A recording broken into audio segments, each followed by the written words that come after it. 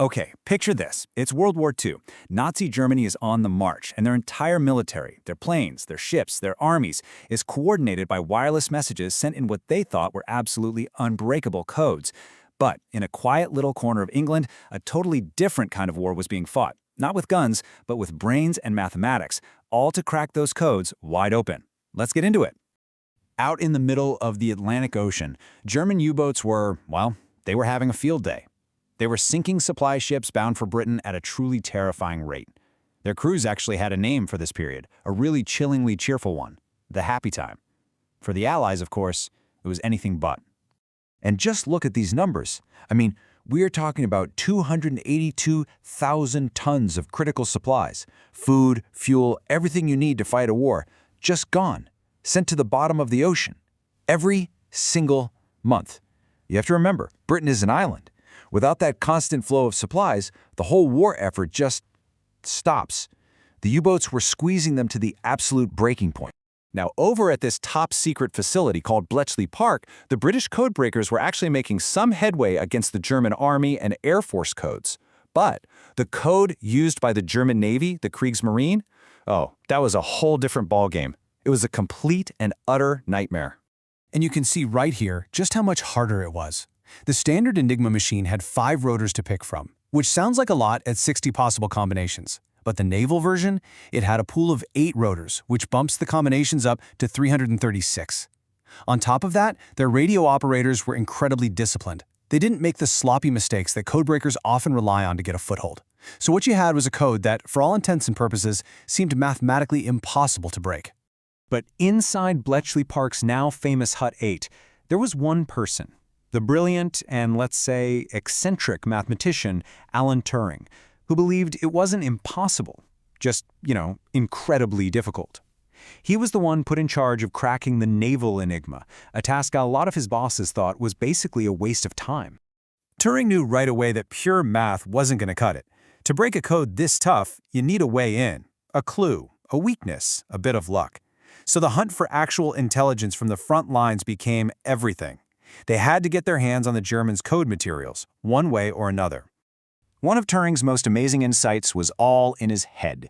He had this theory that the Navy was using an extra layer of security before the message even got typed into the Enigma machine. It was like a pre-scramble, using these things he called Bigram tables. It was just a brilliant piece of logical deduction, and, as it turns out, a lucky break at sea would soon prove him absolutely right.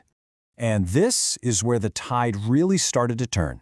Through a series of incredibly risky operations, the Royal Navy got their hands on several German ships. They captured a trawler, the Krebs, and got key tables. They captured a weather ship, the Munich, and got more codebooks. And then, the jackpot. They managed to board the sinking U-boat, U-110, and grabbed its Enigma machine and all its codebooks. All of a sudden, Turing's team had the raw material they so desperately needed. Another huge breakthrough came from a different codebreaker, Harry Hensley. He just noticed something. He saw that the German weather ships sent their reports at the same time every day, and they always used the same standard format. This gave them a piece of text they could predict, what the codebreakers called a crib. It was the perfect little key to start unlocking the day's settings. But even with codebooks and these clever cribs, the number of possible settings was just astronomical. You could never check them all by hand. The old pen and paper way of doing things was useless here. Turing realized, to beat a machine as complex as the Enigma, they were going to have to build an even more complex machine. And the man for the job was definitely Turing. He was famously a bit of an oddball. He'd ride his bike to work wearing a gas mask to avoid hay fever, and he literally chained his tea mug to a radiator so nobody would steal it. But this was the same mind that had already dreamed up the Turing machine, which is basically the theoretical blueprint for every computer that exists today. He took inspiration from some earlier Polish code-breaking work and set out to build his masterpiece. And this was it, the Bombe. It was a beast, a massive, clattering, noisy machine that stood almost 7 feet tall and weighed a ton. Its one and only job was to be a brute force code-breaking engine, to churn through thousands and thousands of possible Enigma settings to find that one correct key, that one needle in a haystack the size of a continent. So how in the world did this thing actually work? Well, first, the operators would program in a crib, that predictable bit of text from, say, a weather report. Then, the Bombe's drums would start spinning like crazy, basically simulating dozens of Enigma machines all at once. It was wired to look for logical contradictions. For example, a rule of Enigma is that a letter can never be encrypted as itself.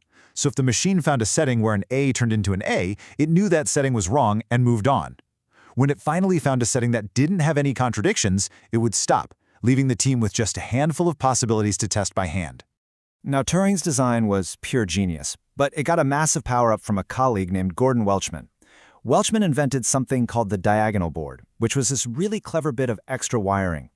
It exploited another feature of the Enigma's design to weed out way more of the wrong answers.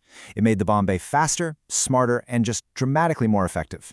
And this wasn't just a one-off project. The whole operation scaled up like you wouldn't believe. By the end of the war, there were about 200 of these Bombe machines running 24/7. And who was running them?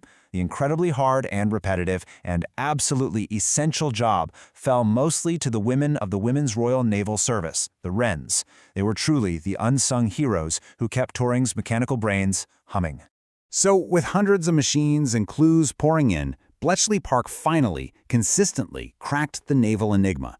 And the effect this had on the war at sea, well, it wasn't just big. It was immediate, it was decisive, and it changed the course of history. This right here is the payoff. Look at this chart. Remember that horrifying number, 282,000 tons a month? By July of 41, once they were breaking the code regularly, shipping losses were cut by more than half. By November, they were down by almost 75%. It was incredible. For the first time, the Allies knew where the U-boat wolf packs were going to be, so they could just steer their convoys right around them. I mean, nobody had ever had intelligence like this before. It was so important, so secret, that it was given its own special security classification, the highest one possible, Ultra. Only a very small circle of people, including Winston Churchill himself, knew the full story of what was happening at Bletchley Park. And the power of Ultra went way beyond just protecting convoys. In the Mediterranean, they decrypted Italian naval plans, which led directly to a huge British victory at the Battle of Cape Matapan. And when the most feared German battleship, the Bismarck, was loose in the Atlantic, it was Ultra intelligence that helped the Royal Navy find it and sink it. This was so much more than just reading the enemy's mail. Ultra was the single greatest intelligence breakthrough in history. It basically gave Allied commanders a superpower, the ability to read the enemy's mind. They knew their plans, their positions, their intentions, almost in real time. But the story doesn't just stop when the war ends. The secret work done at Bletchley Park had a legacy that echoes all the way to today, in ways you might not even realize. I mean, just think about the parallels. The codebreakers were fighting to get their hands on tiny scraps of data that disappeared into thin air. Today, our data is everywhere, and it's permanent. Their enemy was a foreign military. Our threats are things like cybercrime and privacy breaches. Their ultimate defense was the Bombe machine. Ours is the end-to-end encryption that protects our texts and emails every single day. The fight is the same, just the tools have changed. And here's the most direct connection of all. The ideas that Alan Turing pioneered and the complex, logic-driven machines they built to break Enigma, they weren't just code breakers. They were, for all intents and purposes, the very first computers. The work at Bletchley Park is a straight line on the family tree of the device you are watching this on right now. In the end, this secret war against Enigma wasn't just a technical achievement. It was a battle of human ingenuity that historians say shortened World War II by years and saved millions of lives. Which really leaves us with a huge question.